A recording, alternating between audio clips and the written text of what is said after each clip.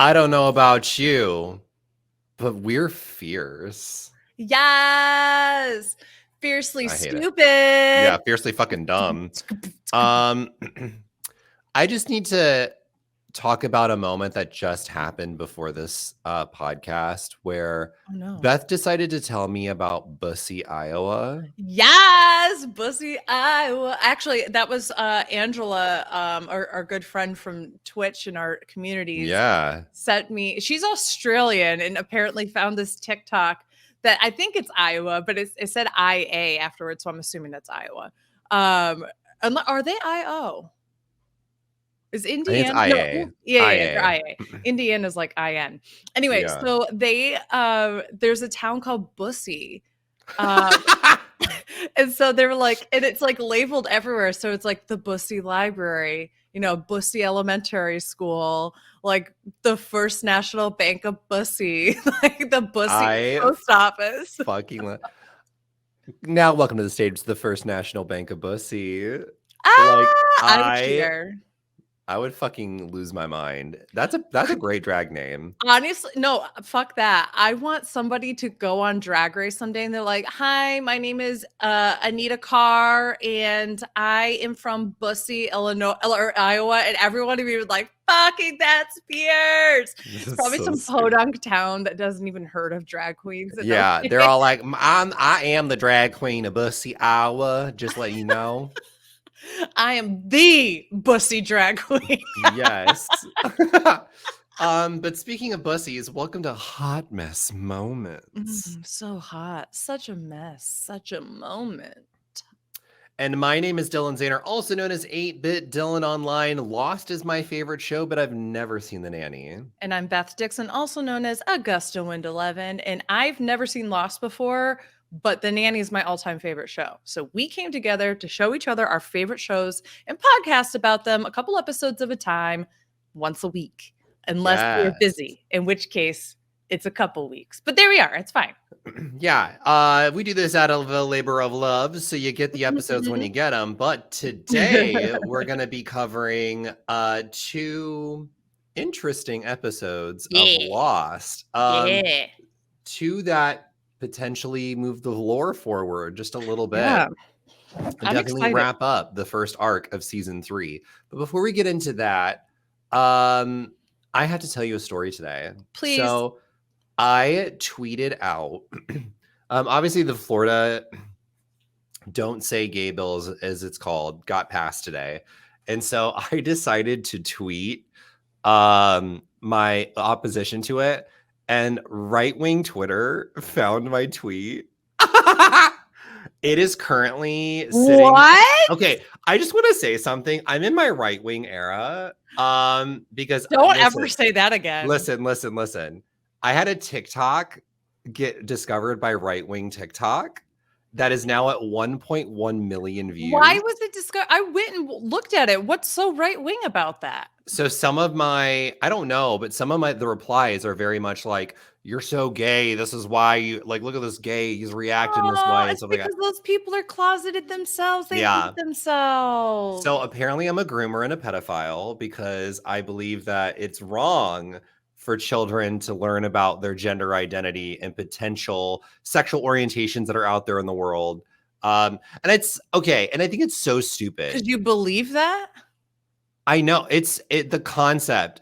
I love the fact also that I think you said that wrong. That's why I was confused. Oh yeah, I'm apparently I'm a groomer and a pedophile because I believe children should not learn about these things, and I was like, they should learn those things. They should, yeah.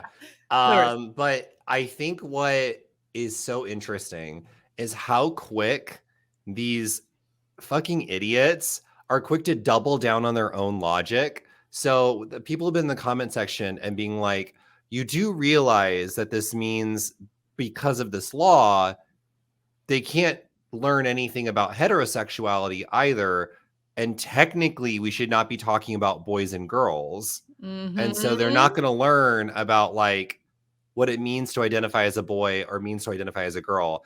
And the way people will make the mental gymnastics of being like, yeah, we don't need to learn those things. We don't, definitely don't. We don't need to learn those things at all. We don't learn about straight stuff until like, I was like, bitch, you fucking liar. I know your ass is sitting there squirming, knowing Okay, that. here's the other thing. Fully, these same people are the ones who are absolutely looking at a fucking baby and going, he's a little heartbreaker. Does he have a girlfriend? You were sexualizing a child then when they were Yes. babies and pushing the straight agenda on those children before they even have their synapses formed. Fuck off.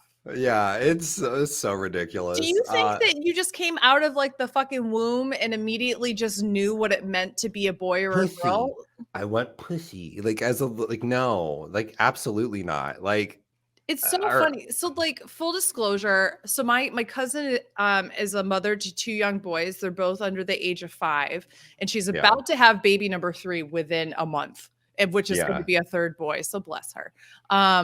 But you know, that's the gender assigned at birth. Who knows yeah. for any of those boys, right? So anyway, um, she was telling me she's like my 3-year-old is very obsessed with my boobs right now. But he's also in the stage where he's like very much discovering his body and like why can't I just play with my penis all the time? It's a little toy. Like why do I have to wear pants? Like there's just things like that, right? None of that is inherently sexual. That is you just Curious. it's a curiosity, right? Yeah. Why does mommy have boobs but daddy doesn't and Johnny doesn't and I don't and like those kind of things, right?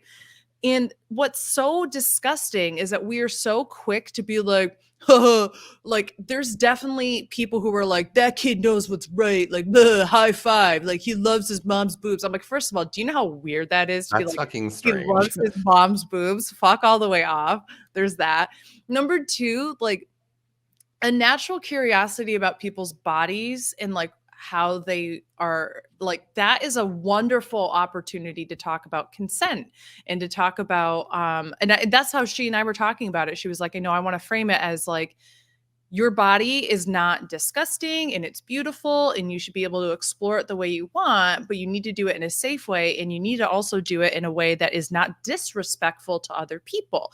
So when we're around other people, we have our pants on and we don't put our hands down our pants because that's rude. And we talk about those kind of things and we talk about Yeah. consent and we don't touch other people's bodies and those kind of things.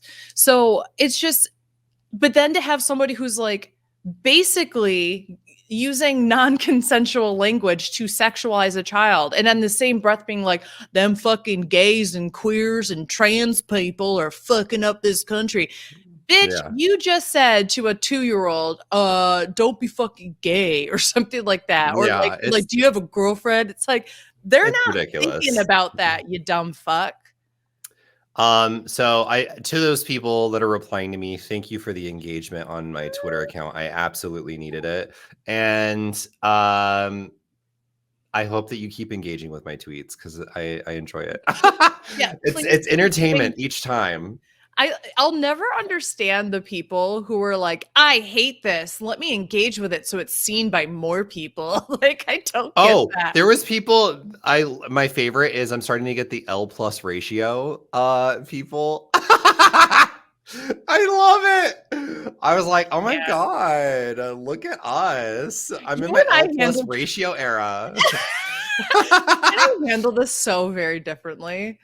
I'm Yeah. immediately like, comments off, fuck this. I need to protect my mental I health. love it. And you're like, I'm getting a fucking high out of this. And Oh, I it's like, fucking love but it. even I like love there's playing with my trolls, food. like in like your Twitch channel and something like there's an inherent difference between like how you will handle something versus like how I will handle it. I'm like, oh, emergency mode. Everybody, I might say something after they've been blocked and banned or whatever, and they can't do anything. And I'm like, meh, and I'll say something then. But you're like, Yeah. oh, and you play dumb and just like troll the shit out of them. Oh, and like, it's because they want a okay. reaction. Yeah. They want to be they want me to be bothered, and it's just letting them know you're entertaining me. Like, Yeah. So I mean, if that was your job, you did it. You entertained me. But what you're not gonna do is get under my skin. And people live under so my yeah, skin. that was my day today. I was super busy and constantly checking Twitter because I was literally laughing. I was like in between meetings, like, laughing at the ridiculous tweets. I was like, Can't deal. oh my God, y'all need to touch some fucking grass. Like, Jesus Christ. Go raise those kids that Touch you're some so grass. passionate about. That Like, was my Jesus. favorite. There's a TikTok of somebody going to like a pro-life rally, and there's these women who are like, just adopt and that kind of thing. He's like, that's such a wonderful message. How many children have you guys adopted? And they're like, oh, we didn't adopt. And he's like, oh, well, so how do you know how easy that is? And they're like, Yeah. well, it's easier than an abortion. And he's like, like how? I like can you explain this to me? Because I was with you, but I don't see how. And so then they're sitting there like, how do we explain this? Like, yeah, just adopt. We haven't done it, but you guys adopt. It's all good. It's so good. It's so good. It's so silly. Okay, so we have a lot to talk about in these episodes, so I do want to get into it. So it is time for us to cover Lost, season 3, episodes 5 and 6, The Cost of Living, and I Do.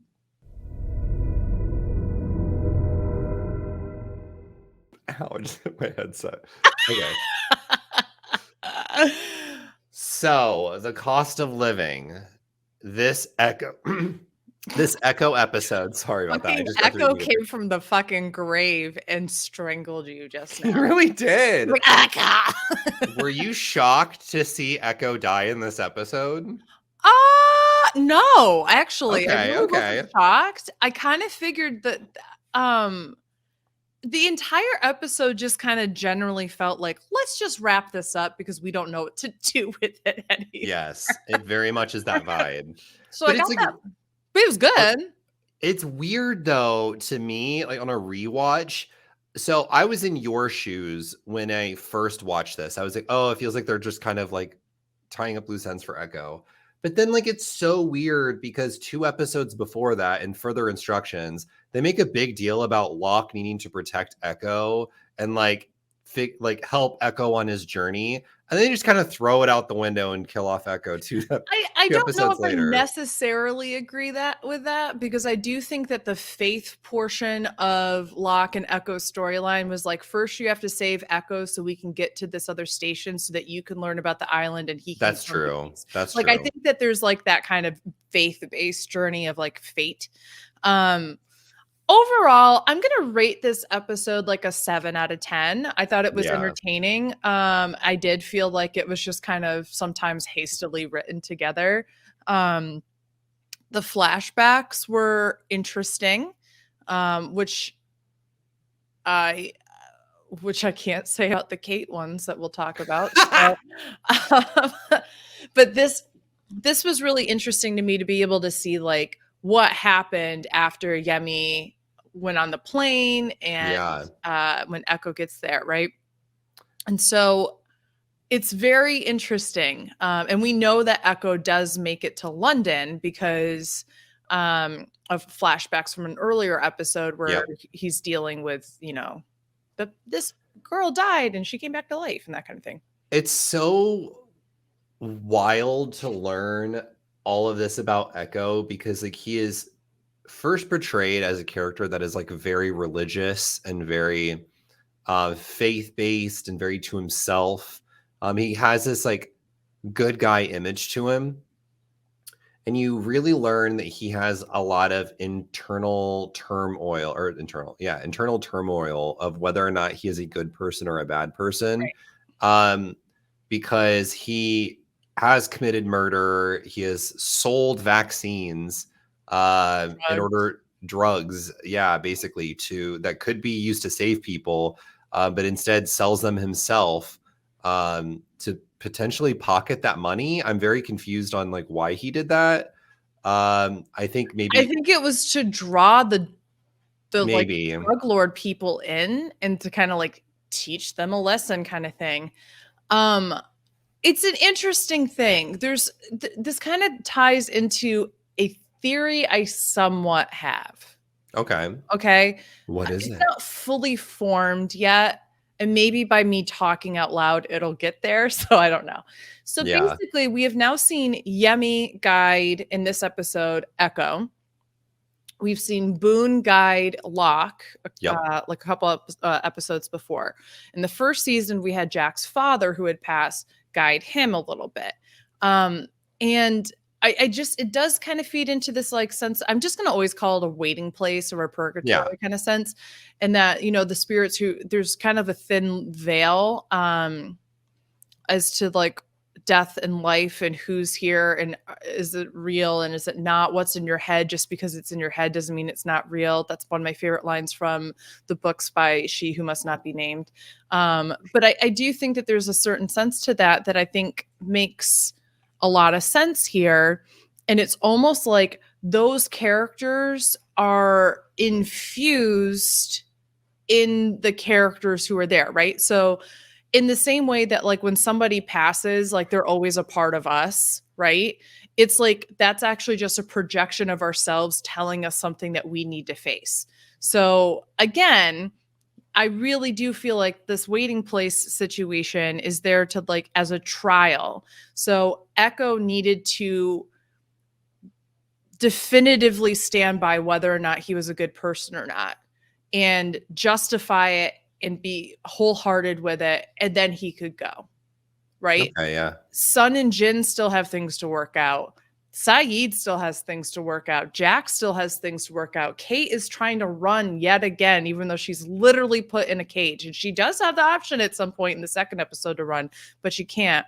Sawyer is almost at death's door because he's finally able to like say that he genuinely cares for somebody else, and you know, part of his healing needs to still be self-reflective and that kind of thing too, right? So all of these characters who are still alive have these demons that they literally have to face, and sometimes I do think that they manifest themselves in these images because it's like a part of their soul projecting and talking to them. So I guess that's kind of my theory here, is that I don't think it was really Yemi. I think it was Echo's guilt about Yemi, who was telling him, hey, come save me. And I think Echo probably knew he was on death's door to a certain extent. It needed to make that peace then, whether it was because of the bear or whatever. Which now we need to talk about the smoke monster. Yes, I was going to ask, like, how does that factor into the smoke monster then? Okay, while I was watching this, I came up with an even stupider theory that I'm ready. Kind of love. Are we ready? It cannot be dumber than what my theory was at this point. I think the smoke monster is God. Okay, no, mine is dumber, but interesting. You think the smoke monster is God? Okay, because it shows you what you believe of God and faith and all that kind of stuff. Locke, who has been so entrenched with fate and destiny and like there's got to be something brighter out there for me, sees a beautiful light when he looked into the monster. That's what we find out in this episode. Echo sees darkness and like clearly something chilling, but we also know that he doesn't necessarily believe that God is a good guy, right? Yeah. Because he's like, what? I had to do what I had to do to survive, whether that was killing people or stealing some food. Like, why should I be punished for that? That was the cards I was dealt.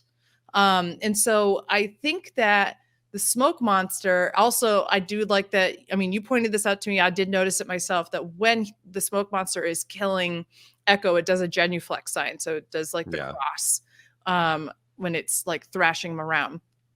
And I do think that like that's also very symbolic, right? The smoke monster, they said that it's like a guardian. I believe the others or Russo or Russo had called it the guardian of the island or something like that. I mean, if this is the waiting place, maybe it's not like God, quote unquote, but it's like a messenger of God or something that works on behalf of. Okay. I'm just going to call it God. It could be the devil. It could be Mother Nature. It could be whatever. You can call it whatever.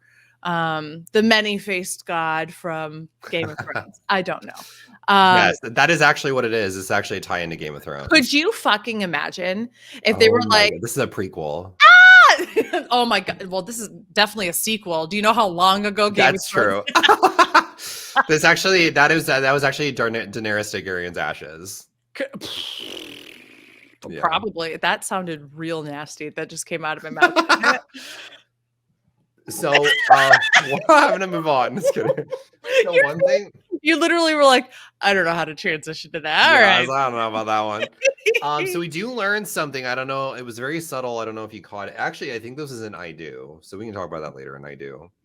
We'll just talk about it now. Fuck it. Yeah, why not? We learn whose list it was. Jacob. They name drop a guy named Jacob. Who have we met Jacob? We don't know. Yeah. But thoughts on Jacob and who they could be? Well, first of all, I think Jacob is eye patch dude who Oh yeah, that's right. We saw Eye Patch Dude in this episode. yeah. And I couldn't quite tell because I don't have, for context, I don't have control of if I'm going back to rewind or not. I have to be like, Dylan, will you go back 10 seconds? Dalan. Dylan, can you pause?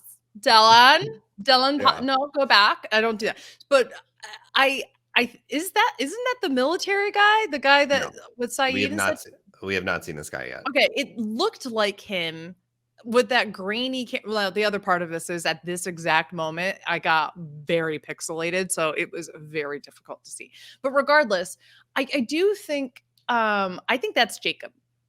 I will say, I don't know if you could see because of the pixelation, he was wearing a Dharma Initiative jumpsuit. That's why I thought person. it might be him, is because he was wearing a Dharma Initiative one. But I still believe that the Dharma Initiative is running the others, even if it's not directly. Yeah. And then I really want to get your thoughts now that we've seen him in a few episodes of Nikki and Paulo. Why? I'm confused by that. I'm confused by that too, but also I'm kind of liking Nikki on my second rewatch.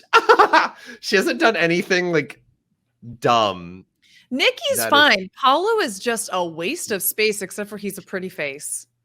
You know what I think? And hear me out. I think this is what happened. I think they wanted to transition Hurley away from being the comedic relief, and so they added Paulo in. Why? He's not even that funny. I don't know. But that's like how originally Hurley was written. And so they like made Paulo this like really dumb dude. He's like a himbo. He's a big himbo. Nikki, Yeah. I did like that Nikki was like, you're always complaining that we're not involved, and now we can get involved, so let's go. And he was like, oh, man. And she came up with the idea about the TVs. She was just like, but also, I literally said that when you did. Yeah, you did. You did. Nikki stole your fucking idea. How the fucking dare her? How fucking dare her? And I figured that out in season 2, you dumb bitch. But it does make you wonder, like, how did they not fucking think of that? They're like, there's all these different TVs. Oh, wow, I didn't think about that. I forgot who was down in that hatch originally. It was Locke and Charlie. Yeah, so none of them were really tech savvy. So maybe that's why this was Saeed's first time down there. And then I do love that Paulo used the bathroom. There's a restroom down there, which I was hoping there would be a restroom down there. I mean, shit. Well, yeah. Could you imagine if you had to wear like fucking adult diapers while you watched the TV? I like that actually. And they use the chute to shoot the poopy diapers. How many of the reports were covered in shit residue? I hate that I said poopy diapers. The Lost fandom is forever changed after this revelation. The way that you and I, when we create fanfic, it's nothing that anybody ever wants to read. No one wanted it. No one's reading it. No one's subscribing to these thoughts. We wanted to see a fanfic where, like, Saeed and Locke are fucking each other, and you and I were like, "Well, what about the shitty diaper thing? That'd be so diaper shoot." Do you think if they go to that landfill, it's just full of adult diapers? Little poopy diapers. Poopy diaper time. Some depends. We also got insight into the funeral rituals of the others. Yeah. And it's kind of culty. It's kind of got culty. Is this your first time thinking this is the cult, Dylan? I mean, no, but they definitely wear like strange funeral garb. It's like the white. It's very 70s. Like I don't know why. It's Charles Manson Yes. kind of like. It's very I don't like know. hippies 70s attire for like this kind of outfit. Which makes And they sense because this was around the time that the Domination true. was created. Ba, ba, ba, Very ba. true. And it's what's also fascinating is they burn the body and they send it out to sea. And so I was just like waiting for that other island. All of a sudden they're like, hey, a vessel. They're like, it's a dead woman. or it like somehow makes its way around the island and it fucking just shows up at the survivor camp. Like, who the fuck is That's this? my point. How did they know where to let it go? That it's not just going to drift? Because apparently you Yeah. have to go to a specific coordinate to leave, right? So like, I'm assuming it must burn off and then just become like driftwood. Probably, but I like the idea Yeah. that it just goes over to the other island and fucking Sun sees it. It's like, oh, I fucking killed her, and she's That would be actually really funny. So let's also talk about another big moment in this episode. Juliet sending a hidden message to Jack via the VCR, basically stating, I want you to kill him. A lot of people don't want him here. Do you think that first off that was real, or do you think that this is a ploy to convince him to do the surgery or to gain trust with Juliet? And two, what do you think? I guess we can talk more about the implications, and I do, but I guess the first question then.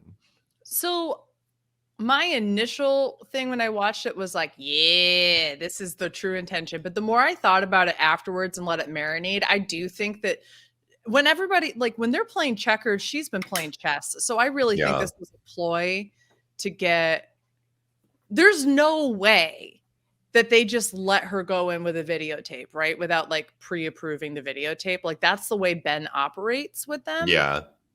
So she would have to be very sneaky in some regard in order to do this. Like right. I also find it very hard to believe. Those huge cue cards afterwards, which is like, don't worry about these cards. I'm just gonna go put them in the burning pile with the dead bitch. Okay.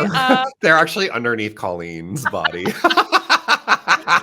Say, hey, this one says, tell me to turn off the VCR. What does this mean? What does that mean? Oh, Colleen, she used to tell me that all the time.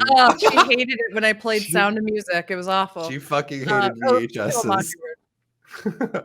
But that's the other thing too. I've been trying to figure out why To Kill a Mockingbird, because there's always a reason. They always purposely, right? There's always. And I think the reason there again is something that is just the whole point of To Kill a Mockingbird is your prejudices are oftentimes the thing that can implicate somebody else's life and that kind of thing, right? So for me, there was just a hidden message, at least for the writers, being like, all I could hear was "Schifferobe" in my head. Have you seen To Kill a Mockingbird? I have not. What? It's so good. Have you read the book? I've read excerpts from the book. I have not. Yeah. I will say you should absolutely read the book. And like at the end of the day, To Kill a Mockingbird, in my opinion, is one of the few movie adaptation. Well, it's one of the few movie adaptations that is better than the book in some regards. Really, or like it's basically the book, and it's really, really, really good. Okay, hell yeah. But anyway, I love To Kill a Mockingbird. But it is very white savior-esque at times. So just put that out there. That's something important. But so is Lost. No. Also, I just was like, why is my neck hurting? It's because my neck is like back here because I'm trying not to have the glare in my glasses. No, you're fine. You can glare. Glare away, girl. Glare away. Don't ever do that. You can fucking stop with that face. Look at how many shins I get. Hold on. I'm good. I'm great. I'm golden. I don't need that. Okay, so the whole point, though, was that I really think so. In To Kill a Mockingbird, a black man is accused of raping a white woman in the deep south of Alabama in the 1930s and is unjustly put on trial. And it is very obvious that this woman's father beat her and raped her, but they're in the deep south and why not get a black man in charge for it, right? And Atticus Finch, who is the lawyer of the town, well-read and that kind of thing, makes it blatantly obvious that this guy didn't do it. So but anyway, and so there's the line I was talking about with the Schiffer of, it's like the Southern woman who got raped. They were like, I asked him to come in and chop up some wood for me. And they're like, what did you want? A Schiffer robe. A Schiffer robe.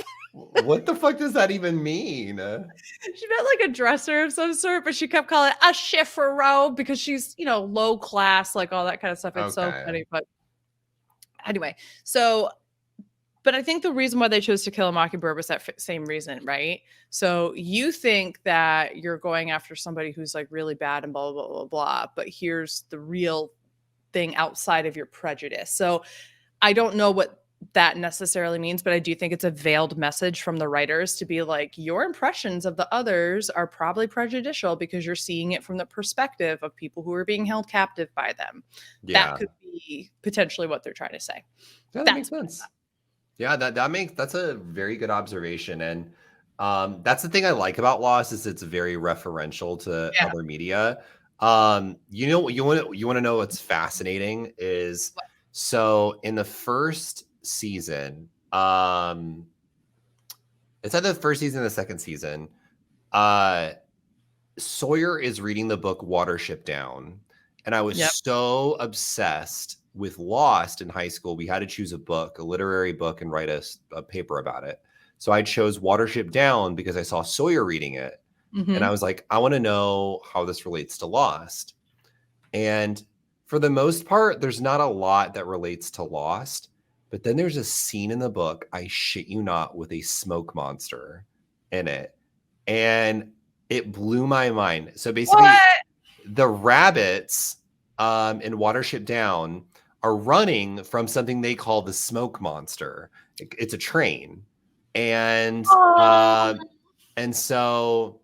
that makes me so sad. They don't get hit from the train. They don't get hit by the train. The whole idea that they just don't understand, that just get off the fucking tracks and you're fine. Yeah.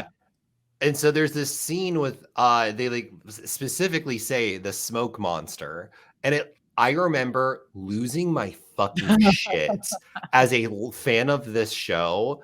And like reading this book, because like, the book is honestly not that great. It's very much like Animal Farm, where it's like clearly not about actual rabbits. It's like you could replace the rabbits with humans. Yeah. So it's very much in that vein where they like just replace humans with rabbits. But they try a better job than Animal Farm and to make it seem like these are actual rabbits that live in dens and do stuff, even though they kill each other by like hitting each other with their feet and stuff like that. But it's a weird book, but it was wild to me. I was like, is this the connection to this fucking show? Is this smoke monster? Like that's crazy to me. I imagine they had to do it, but also the idea that they're having to create like a whole new society in its own way. Like there's little aspects of that. And there is very much like the survivors versus the others. There's very much that in Watership Down where it's like this faction versus this faction. And there's like a war that's happening between the rabbits. So there is there's a lot of connections between a lot of people think that the Harry Potter series was like the beginning of like you are sorted into something based off of one characteristic essentially, right? And like all of a sudden it's like every young adult thing does that. Maybe it was Watership Down. There's different factions against each other. It started it, baby. It started it. J.K. Rowling. Terrible name. Never mind. Anyway, what was who's your MVP and LVP for this episode? So my MVP, you know what? I'll give it to him in his honor. I'm gonna give it to Echo. R.I.P.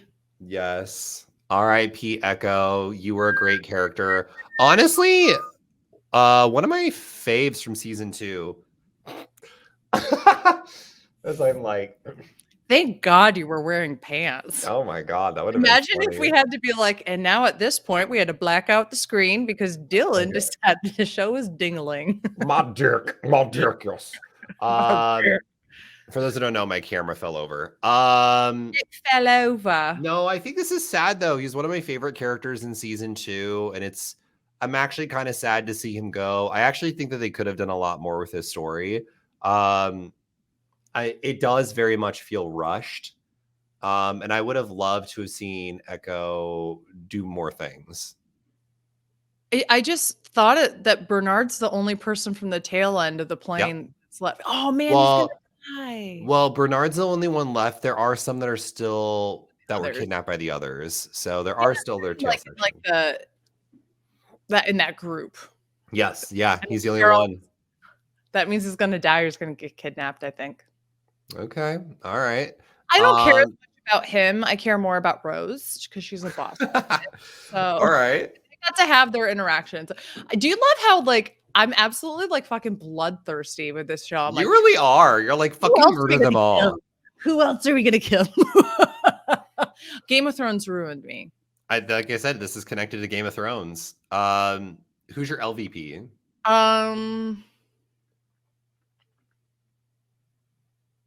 I'm having a hard time remembering what was which episode, to be honest with you. Yeah. This is the one. It was Echo. There was Nikki and Paulo and Locke and Saeed that went to the Pearl Station. And then on the Hydra Island, there was not much that happens besides like the warning about, or like Juliet trying to give the subliminal message. And then Kate and Sawyer kind of fighting and like arguing a little bit. I really don't have it. Like, I really don't have an LVP for this. It's really hard to. I guess I'll choose Paolo because why is he there besides to flush a toilet? Yeah, he didn't really. Well, okay. You know what? Here's a justification for Paulo. For someone that obviously constantly complained about not being included, he really was not helpful the one time he was included. So, like, what was your purpose? That's not true. He found out plumbing still works somewhere on this island. And if they were smart, they would figure out where the fucking plumbing goes. And then they find it goes to the same fucking poopy diaper location. And there's actually just a giant septic tank there. Right. But my whole point being is if they found like, oh my God, this connects to another water main system here. Also, how come nobody has gone back besides like 2 episodes ago to the hatch to see if anything like else survived? It's so weird. It's weird. I don't think they ever go back there. I think they just kind of like, okay, we're done with the hatch. Bye. Like, I could be wrong. They might go back. I love that the writers were like, we don't know what to do with this. Let's explode it. We don't know what to do with Echo. Let's kill him. Let's kill him off. You know, but cool. Like I said, season 3 is that season where they just kind of throw a lot of noodles at the wall and some stick and some do not. It's not done yet.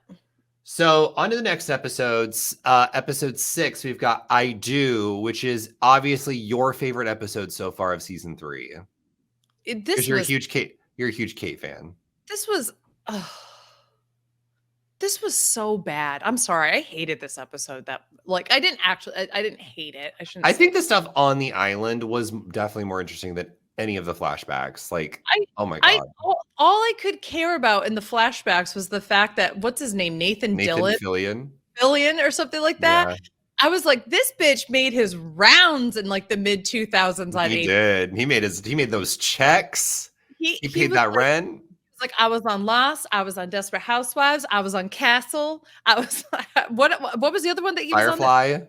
Firefly. I would sit back and I was like, this bitch made some rounds back then. Where is he today? I think he does a lot of voice acting now. Very cool. I always thought that he kind of looks like Nathan Drake to me. Like I think if I'm not mistaken, I think he has a cameo in the Uncharted movie because everyone says he looked like Nathan Drake. It was weird to me that they like, I always imagine Nathan Drake to be like a 30, 40 something year old person. And like Tom Holland. And I was like, what? That Yeah, is it's so weird. young. They're all like, let's take the Uncharted games, but let's like set it to where they're younger. And it's like something no one asked for. No one asked for the movie, to be perfectly honest. That's very true. So Um, anyway, with this, yeah, I think I'm gonna rate this episode like a 4. yeah, that sounds about right. Mostly because what are we supposed to learn from these fucking like flashbacks? Again, the flashbacks are useless. This They're is a completely useless useless. flashback. It's like It it's does. just It literally does not match up with what is happening in the modern day. it doesn't match up at all, except for the fact that she says "I love you" to somebody else. So she's like she Yes, finally found someone else that she loves. that's it. And it's like no one was asking to know about this quick marriage that she had. Um, the It's just only connection is Nathan Fillion's character. When he's looking in this computer, refers to a Tampa job, which I think I could be wrong. Has to do with Sawyer's thing when he conned Clementine or whatever his love Clementine's interest. Yeah, which I think was in Tampa. So that's like the only connection here. I could be wrong about that though, but I'm pretty sure that go with it. At that's like this the only point, connection. I guess we'll give them something to be like, It's good job, stupid. bro. Like, I don't Yeah. know. I also just like it was really weird the way that they decided to make Kate look simultaneously young and like a mom in the 90s. I just She looks so bad. why does she have bangs? I didn't understand. Like the bangs were like, phew, like Yeah. they were like it was like looking at someone in the 70s like with like the feathered bangs and like but like a big poof, actually early 80s. It was like what the fuck are you guys doing? Yeah. It's really stupid. And it's also like oh, sorry.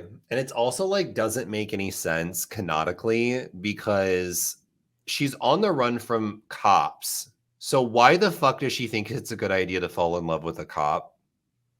Also, did she really think that if she just settled down the guys would be like, yeah, we're not going to follow you anymore? Like And also you're like 1 degree of separation from a police officer, which so you're going to be around other police officers pretty regularly.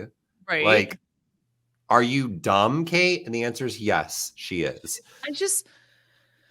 I just really dislike her character. I mean, it's such a shit. And to be honest, too, I think part of this is just like tainted just by Evangeline Lilly in 2022 at this point too, where I'm like, Yeah. this bitch again on my screen. I just, God, there was also just moments in the present day that just made no sense. Like her and Sawyer literally just like fucking having sex in the middle of the cages, and like nobody discovers it for like 12 hours, even though we know there are cameras and mics Yeah. out there. Like, Well, what? we do learn in this episode that they're not constantly being monitored because Jack is able to get into the armory. Eventually, Ben does show up. Ben shows But- up and sees it and doesn't do anything about it. He's like, I That's know, true. I'm shocked too. Look Yeah, at he's them. like, I "Well, thought she would end up with you. This is so weird. And I'm like, you know what would have been so funny? They like look up and Sawyer's just eating Kate's pussy so hard. He's just like going to town on that shit. And Ben's like, wow, thought that would be you, bro. first of all, there's no way Sawyer eats pussy. There's no way. There's no way. I It's would more believe like- believe Sawyer eats pussy more than Jack eating Oh, pussy. Jack doesn't ever. That's why fucking his He wife. doesn't even know left. what a clitoris looks like. He's like, surgically, this is what the clitoris looks like underneath. Blah, blah, blah. And we're like, we don't give a shit. Fucking rub Yeah. it, bitch. He, you know what he was doing was going, okay, Freckles. Ew. Yeah. And they use the water from the panda cage as lube. I don't know why. They could have just used the slime. Not panda. Okay. Anyway. Yeah, we need to be stopped. Okay, so on the island, outside of these shitty flashbacks, we do have a few interesting moments that happen. Yeah. So one is at Echo's funeral. He looks at the prayer stick that Echo had made, him being Locke, and he sees Gen 1314, lift up your eyes and look north. And below that it says John 3:05, like it's a Bible verse. But it's basically telling John Locke what he should be doing next, which is lift up your eyes and look north, whatever that means.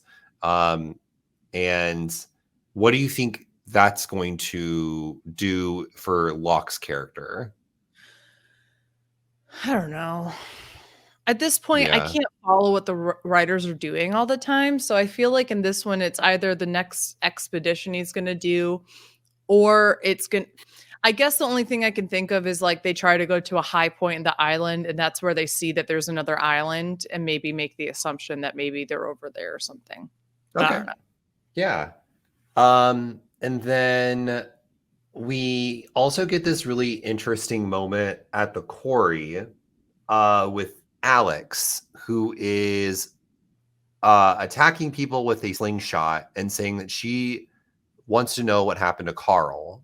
And it's like they murdered Carl, something's going on, I can't find him. And she is basically warning Jack and Jack was there too. No, Sawyer and Kate, don't trust them.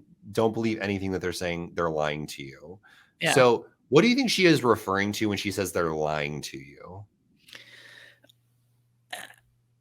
I don't really know because they haven't told them anything. Like this is the thing is like I there's not a lot of information to go off of. Other than maybe just not believe everything or not take everything at face value. But it's hard to do that when it looks like they're literally about to shoot Sawyer. So yeah. Okay, I have two shitty theories. Okay. You ready? The first, I'm going to tell you what my theory originally was around this time for the smoke monster. I thought it was made out of nanobites or nanobots. I thought it was like tiny little robots there's like thousands of them. And it was like a rogue experiment for the Dharma Initiative that like got loose. And so it just lives on the island, these like nanobots. I love that I made this theory with zero backing from the show. There's like literally nothing that hints at this. And I was just like, it's nanobots. I love that teenage Dylan's like, I got this shit unlocked. I would have wrote an essay about how I thought I was right, and there would be literally not a lick of evidence. Here's my favorite thing is that you would literally write an essay about that, whereas I actually wrote an essay for my SAT about the nanny. And then I wanted to say, I remember a weird popular theory. I'm not confirming if it's right or wrong. Yeah. But remember the four-toed statue? Yeah. I remember seeing people say that when Alex is saying they're lying, people thinking that it was about the fact that they have four toes. And I shit you not, there were fucking message boards about this. That would be like 200 replies. People trying to break down. They were like, they're a subterranean human species. They could be mutants. They could be they're not really humans. They're aliens. That I get. They're lizard people. I was just like, I mean, girl, say your theories, but also let's have some evidence that points to said theory. Like your theories, there's like you have like justification for why you think it. People like young teenage Dylan be like, they're nanobots. And there's literally no hint at that anyway. Product of like video game generations. Yes. I really was. Okay. Yeah. I don't know what she's referring to be perfectly honest. I think that it's hard when you don't have much info. It would be different if she said that to Jack because Jack's been told a lot. Yeah. But Sawyer and Kate really haven't been. Sawyer, everything that he was told, the purpose was we wanted to con you. So everybody fucking knows to lie, or that they're lying at some point, right? But yeah, it is interesting though, because Alex does a lot of like rebelling against the others, and yet they're, I guess, desperately trying to get her to assimilate. And it makes you wonder why, when clearly they aren't doing that to someone like Carl, right? Yeah. And so I do think that it has something to do with gifts and those kind of things, of like maybe why they wanted Walt, or these children that they've kidnapped, are the children that they kidnapped from the back of the plane similar in a certain capacity. I don't know.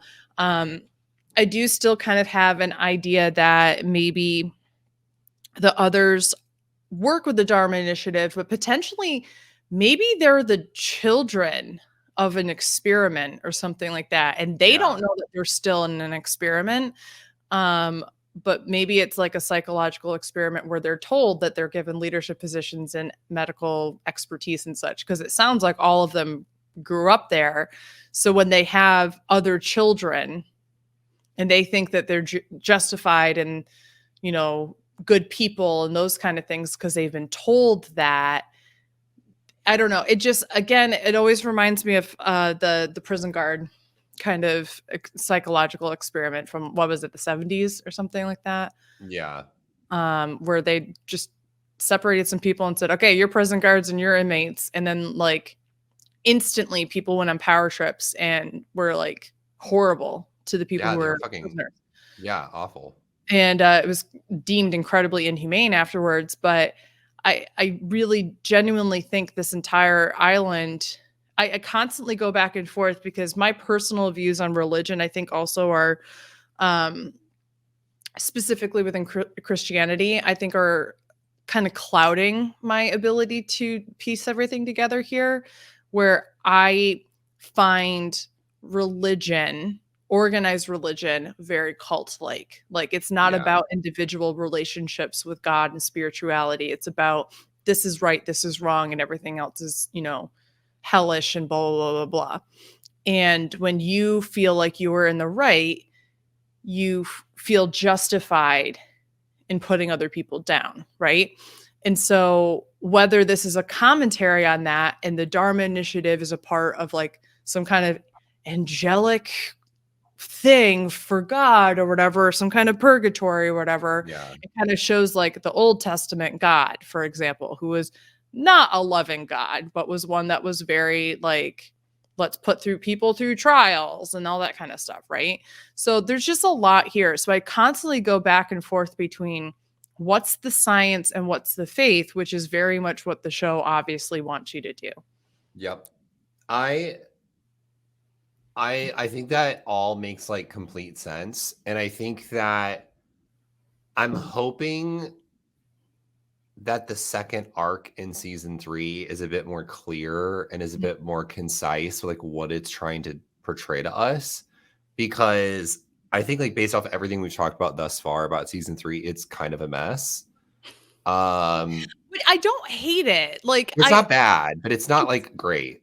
It's not great, but I rather that they're shaking it up and trying new things, but also like I'm fine with that. And you know what? I'm a little bit more forgiving. Some people are really like fanatical about things, and I was to a certain extent. Like to bring it back to Game of Thrones, the prequel to Lost.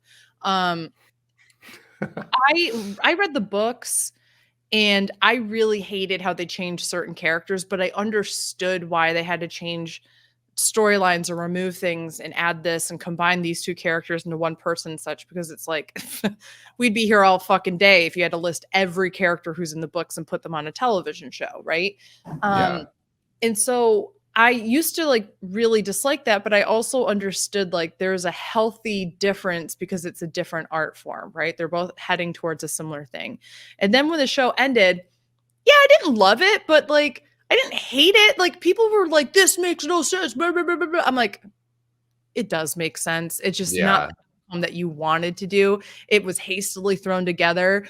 I agree with that. I think they ruined some characters in the front, but ultimately it makes sense, people. Like I don't know what else to say. Like, so I feel like the same thing is going on here, right? I feel like at times it's hastily thrown together. They're definitely trying new things, but sometimes there's like two ways of writing.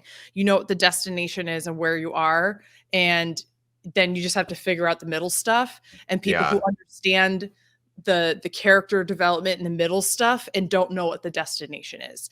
And I'm not saying one is better than the other, but I do think in shows like this, it starts off with understanding the characters and all that kind of stuff and not knowing how it ends. And then studios get involved and say, we want blah, blah, blah, blah, blah. And you've got to have this kind of ending and that kind of stuff. And all of a sudden that dictates how you're going to play out the things in the middle or vice versa. So Yeah. I'm not upset by it. I'm still like, I would still binge this show, no problem. But in the same way that like you have some issues with like structure with season 3 of The Nanny, I have some similar things here. Yeah. And I still like season 3. Yeah, it Yeah. has. I'm not having any issues that would make me go, Dylan, I'm done with this part of the I'm podcast. fucking over it. Over it. I first, before we wrap up and we get your MVP and LVP, real quick, do you think Ben will die? No. Okay. I think he's too central of a character to let him die. I could see him potentially getting like paralyzed or something like that. Okay. I think it's a really interesting thing. I think Jack is lying about the severity of the tumor. I think he knows maybe it's operable and he can do things, and that he's making him feel like, I think that Jack is lying. He's trying to make himself more important than he is. Right. And make Ben maybe make a mistake. Maybe make Juliet make a mistake. It's not lost on me that Jack is playing the game similar to how Ben played the game in their compound. Right. Yeah. And that I think is a really interesting thing.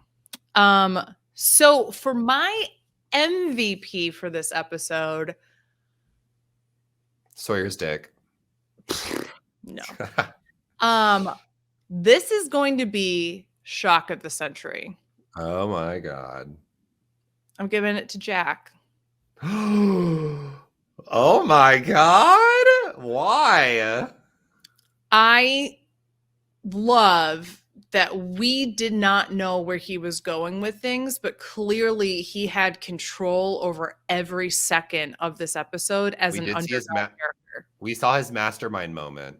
Right. And I really appreciated it. And he's clearly looking out for just Kate and not Sawyer, which is still so fucking funny to me that he's like, Kate clearly likes Sawyer, and he's like, all right, Kate, you run, Sawyer, stay put. You know? Right? Like, what the fuck? So funny.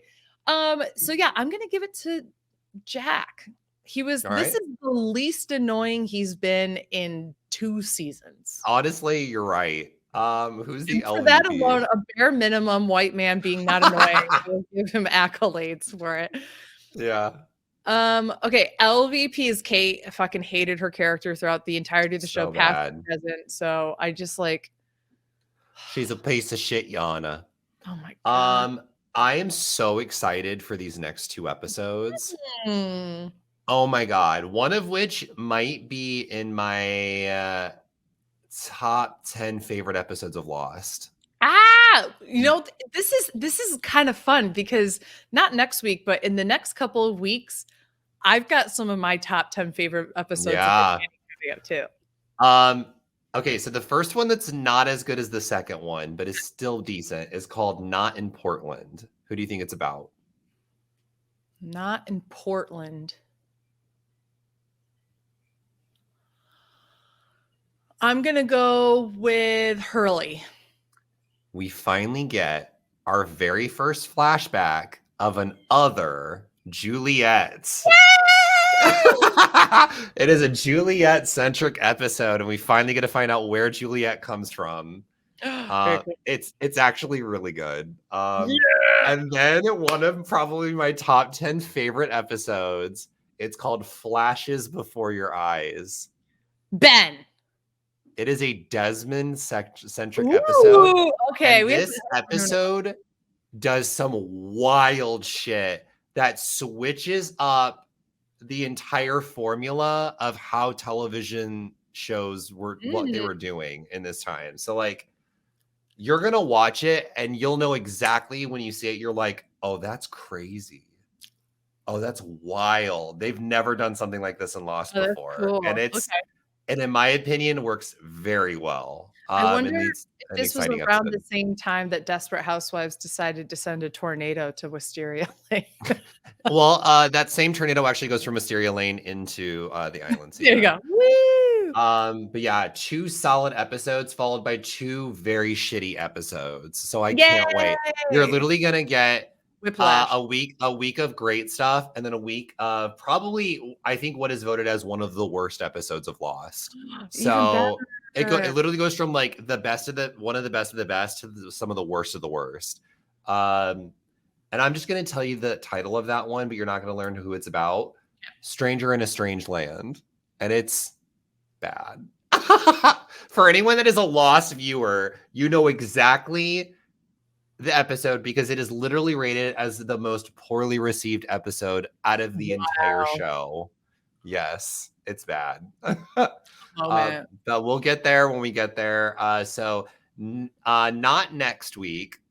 The week after that, you're going to get some coverage of Not in Portland and Flashes Before Your Eyes. How we're going to be doing these episodes is Beth and I are going to be super busy in the next 2 weeks. So what we're going to do is there's not going to be any episodes next week. We're way too busy.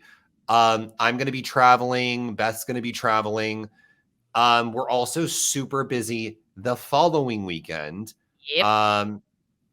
So we can only upload 1 episode. And because we did a stacked 2 episodes of The Nanny a few weeks back, we're going to actually stack up on Lost episodes. So the next episode you are going to get is another Lost recap, which will be in 2 weeks. And that'll be of those 2 episodes. Of April. Yeah. Is when that will land. So our hope is to film it a couple of days beforehand and go from there. Yeah, and then it should be smooth sailing, hopefully, after that. We will see. The next crisis hits. Until the next crisis hits. So thank you all so much for tuning into this episode of Hot Mess Moments. If you want to follow us on Twitter, it's at Hot Mess Moments on Twitter. Right there. Yeah. And you can also follow us on our social medias right here. But at 8-Bit Dylan on Twitter if you want to talk about Lost. And at Augusta Wind 11 if you want to talk about The Nanny. Please subscribe to us on YouTube. Smash that like button and make a comment in order to help our video podcast get more views and such.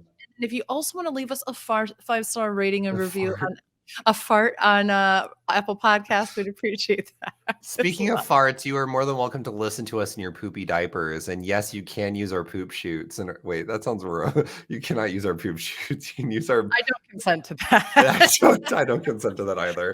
Anyway, when we talked about consent very early, this is not something I consent to. Use my poop shoot. Please do not use Beth's poop shoot. But well, thank you all so much for tuning in. We will see you all in 2 weeks. And until then, stay awesome, stay beautiful, you lovely people. Bye.